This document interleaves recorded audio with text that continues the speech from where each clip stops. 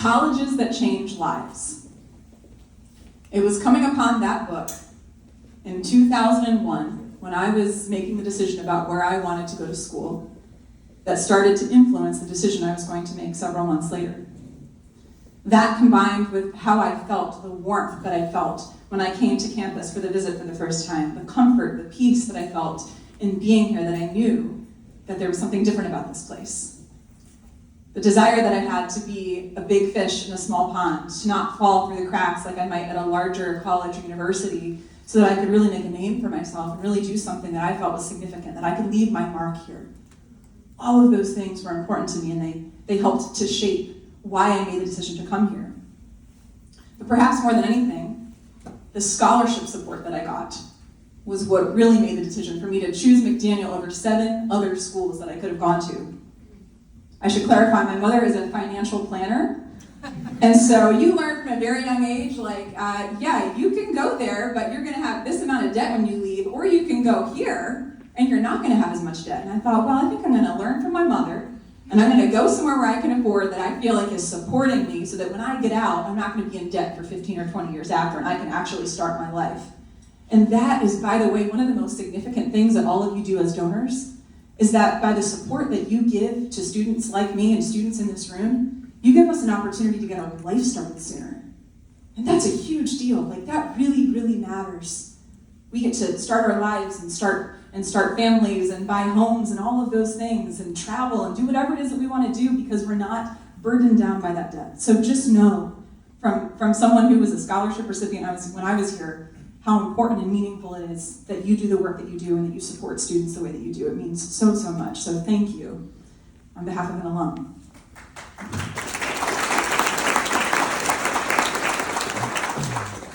Coming to McDaniel was one of the best decisions that I've made in my life. And the people that I met here have changed my life in so many ways, in every area of my life. I think back to my freshman year. I was a psychology major. I came in as a psychology major. And one of the professors who had a significant impact on me is in this room today, Dr. Paul Nazaroff.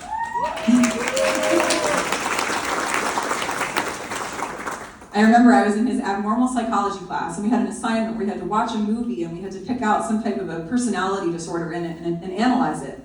So I got to watch the movie Fatal Attraction for school. And study borderline personality disorder and write a paper on it. And I remember the thing that was so impactful for me that he did that might have not seemed as impactful for him was he wrote on my paper after he turned it back to me, he wrote on a note that said, "Can I please have a copy of this?" And it's moments like that when someone shows you that they believe in you, where someone makes you feel like you matter, when they go out of their way to say to you, like, hey, I see something in you. I see something in you. When you're a freshman, a sophomore, and you're trying to figure out your way in the world, that means so much. It means so much to know that an adult believes in you and sees something in you, and sees potential and sees talent and calls it out and celebrates it. It's such a gift. In the spring of my freshman year, I was taking a course in the sociology department with Dr. Lauren Dundies, who is also here today. And I remember I was sitting in this class, and we were talking about the Outback Steakhouse Bloomin' Onion and calorie counts or something, and I remember she held up this newsletter that said Nutrition Action Health Letter.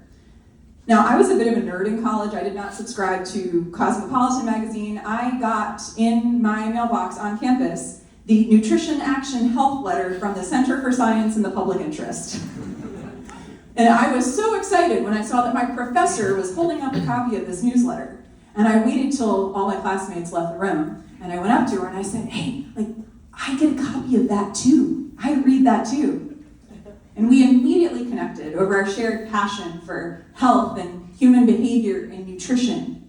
Within a few months, we put together a research study, and I was in the basement of DMC conducting a research study with Fruit Loops, Hawaiian Punch, and M&Ms. And within several months, we wrote a paper about the research we had done, and I was published as a sophomore as a first author on an academic paper with Dr. Dundies. Right, that's unheard of at most institutions. That's unheard of, but at a place like McDaniel, you have the opportunity to do things like that, to work that closely with professors as a freshman. Right, I could have been overlooked, but she saw something in me. She made me feel like, you're here, so I'm gonna say, you made me feel like I was somebody. You made me feel like I mattered, and you made me feel like I had something to contribute that was meaningful. And really started to nurture that passion for nutrition and health that had been in my life for so long. And that meant so much, that made such a big impact. And in fact, several months later, in February of 2004, I got invited as a sophomore at 19 to speak at the Eastern Sociological Society's annual meeting in New York City, which I thought was a really big deal. At 19, I was like, I get to go to New York, and I get to stay in the Roosevelt Hotel, and I get to speak at this fancy conference. How cool. She came with me, and my parents came with me, and that was the beginning of me speaking almost 20 years ago. I had no idea that now is my career, that I would be traveling around the country speaking at conferences, and that was the beginning of it, the Eastern Sociological Society Conference in February of 2004. Who knew? But again, it's so important for us to have people like that mentor us and that see something in us and that call it out and that make us believe in ourselves because of their belief in us. In the spring of my sophomore year, I was in the Spanish program. It's one of the gifts or, the challenges of going to a liberal arts school is that you get to take a language. And I was taking Spanish, and Professor Tom Devaney, who has since retired, was my Spanish professor. And he pulled me aside after class and he said, Rachel, I think you've got a knack for language. Have you ever thought about studying abroad? So I grew up in Baltimore City, born and raised in Baltimore City. My parents had lived in the same house for 43 years, and I, at the time, had not been further west than West Virginia. So no, I had not thought about flying across the Atlantic Ocean and living in Europe for a semester. I had not even entertained that idea. But he planted that seed. He saw something in me. I was not a Spanish major. I was not a Spanish minor. But he saw that in me. He called it out. He made me feel like I mattered. He made me feel like I was somebody worth saying that to. And every adult I talked to said, oh my gosh, you have a chance to go live in Europe for 4 months? You should definitely do that. And I made the decision, as scared as I was, to go live abroad in southern Spain. I lived in Granada, Spain for 4 months in the fall of my junior year. I was so scared to leave campus and miss out on whatever was happening here. But I had a friend here named Brian who would send me copies of the McDaniel Free Press so that I could stay updated about whatever was going on campus. And it was through that experience that I got exposed to literally a whole new world. And I got to be immersed in a culture that unleashed something in me. That as somebody who was a bit shy and reserved, being immersed in a culture that was so vibrant and alive and expressive and artistic and musical and energetic, I couldn't help but be affected by that. And while we were over there, I actually messaged Dr. Dundies. I was like, I'm seeing some interesting things here in relation to health behaviors and eating choices. Could we do a study?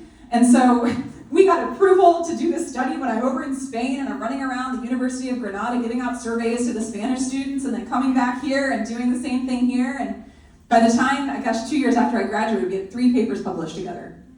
And it was, again, an example of someone really pouring into me, feeling like someone saw something in me and was like, yeah, we can do that. We've got that. Let's do it. Let's go.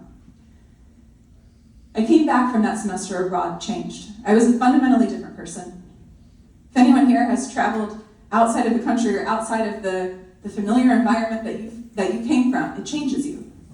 Even coming here could be something that's significant enough that changes you fundamentally. And I came back from that trip, and I had been in the McDaniel College Gospel Choir. Now, I should clarify that even though I'm here speaking right now, I was very shy and reserved growing up. I avoided anything that resembled performance. I avoided theater, I avoided choir, I avoided anything that would require me to stand on a stage and do anything in front of more than one person. The reason I was in gospel choir is because you didn't have to audition. Everyone got in. So I was like, perfect, this is great. The director at the time was Eric Bird, and Carl Taylor was the assistant director. And I remember I was waiting until everybody left Big Baker Chapel at the end of one of our rehearsals one Thursday evening, again in February of 2005. And I got the nerve inside of me. I think I was emboldened by that trip abroad to Spain. I got the nerve to go up to Eric and to say, I think I want to try out for a solo. Just to even say those words terrified me, to be totally honest with you. But I knew it was something that I had to do. Again, being in a place like this gives you confidence. And Eric was the type of person who gave people confidence, who made them believe in themselves, who called out goodness in people.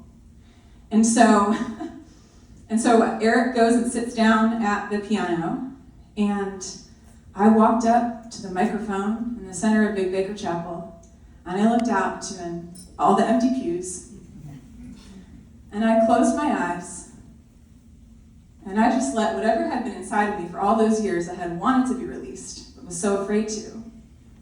I stood up to the microphone, and I was borrowing the belief of all the people that had influenced me coming out to that time.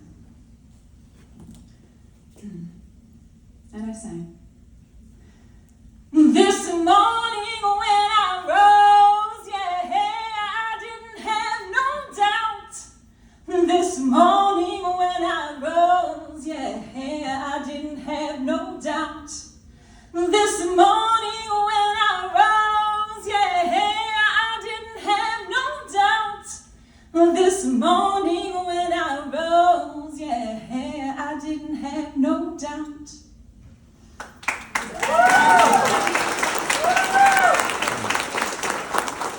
And Aaron, he gets up from the piano, because at that point, I had been in choir about a year and a half, and I had been a very quiet little mouse. And he gets up from the piano, and he knocks over a microphone stand, and he said, "Where did that come from?" And I said, "It's always been there." But sometimes we just need to feel like someone believes in us to give us the courage to stand and do the thing that otherwise scares us. And every semester after that, I had a solo in the gospel choir concert. And it was so fun. It was so fun. I got to come out of my shell and experience a different version of myself. And it was through the courage that I gained singing with the gospel choir with Eric that about a year later, spring of my senior year, I, along with about 3 other students on campus who were in gospel choir or jazz band. Curious, any musicians in the room? I'm just curious. I'm not going to make you do anything, but I'm just wondering. Okay. It's smattering. I saw there was a response to gospel choir over here on this side, so maybe a fan of the gospel choir. All right. Yeah. Oh, I was just saying you're a fan of the gospel choir. Yeah, maybe. Oh, you're in it, yes. Awesome. So one of the things that started to happen is I would go around campus with these other 3 students, and we would go to different, pianos, and we would play and sing music just in the evening after dinner, before, we'd get a 4th meal of chicken tenders or whatever in the pub. And eventually it was just me and this one other guy. And I kind of had a crush on him, but I was a senior and he was a sophomore, and that felt like a big no-no. But we would go to Big Baker Chapel, and we had this tattered yellow folder of music that we would print off all the sheet music, and he would play and I would sing. And to the point campus safety would come and be like, "No, we're seriously just playing music. Nothing uncouth is happening here.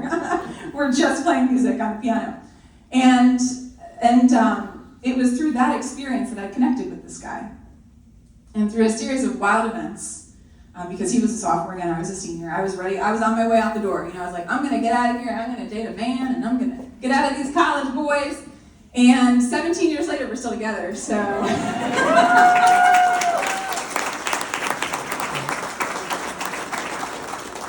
And I think about how different would my life look if I didn't have somebody like Eric Bird to believe in me and to give me the courage and confidence to start to share my voice.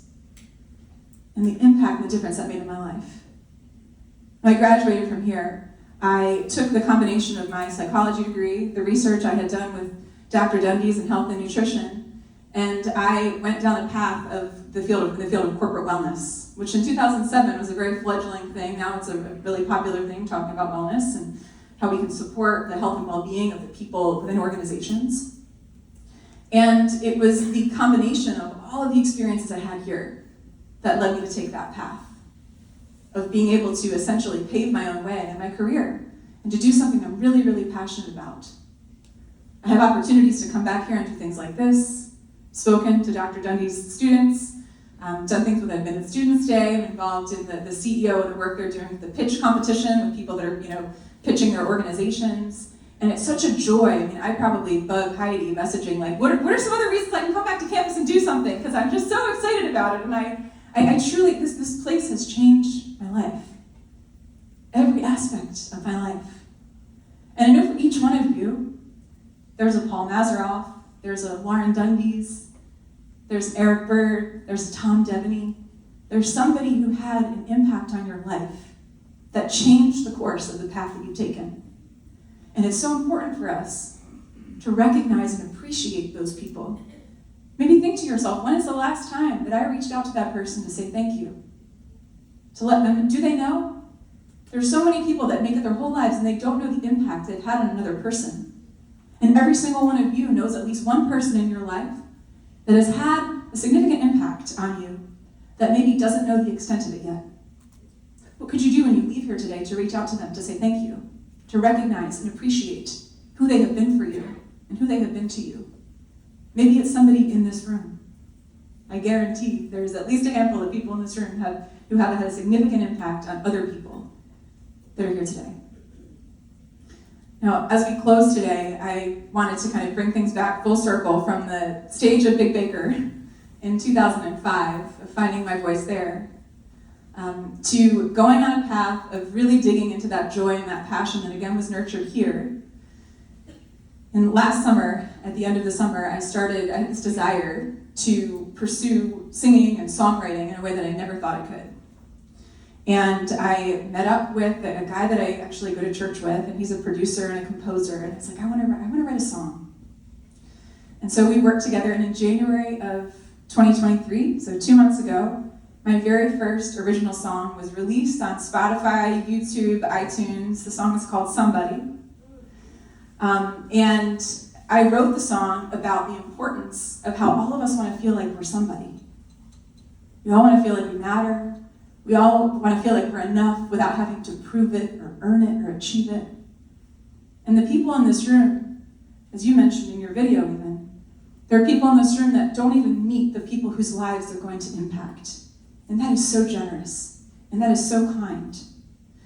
And so in just a moment, we're going to do some closing remarks. I won't steal Dave's thunder for that. But we're going to share the song with you. And I just want to say again and reiterate from the bottom of my heart how grateful I am to have had the opportunity to be at a place that is so special, that has changed my life in so many ways, and that has changed and impacted the lives of all the people that you support, that you may never meet. Just know that for every person like me, there's 100 or 1,000 others that you've had an influence on, that you have changed their life. And that matters, and that's a big deal. So thank all of you for being the type of people who make us feel like we matter, like we're somebody, and like we're enough. Thank you so much.